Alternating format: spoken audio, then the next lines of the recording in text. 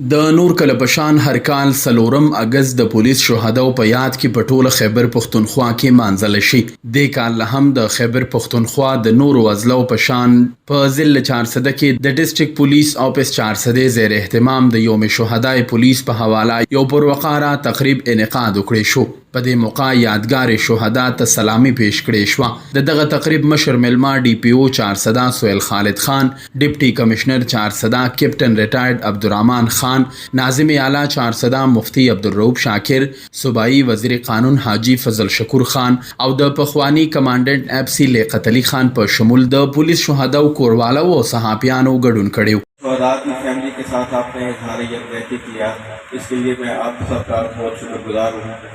मैं लियाकत साहब का खुसूसी तौर पर शुक्रगुजार हूँ कि वो इस्लामाबाद से इस फंक्शन में शरीक होने के लिए तशरीफ़ लाए और उन्होंने अपने इंतहाई जज्बात से भरपूर तकरीर में तमाम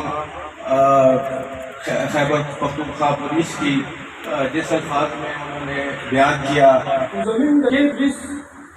عوام چې قربان سخت وخت کې ورکړه د هغې نن دا نتیجه ده چې دا پاکستان الحمدلله قایم دی او یقینا چې ما د خپل مخامخ لیکس باندې د نیرونو د شهداو دا تصویرونه ولیدل.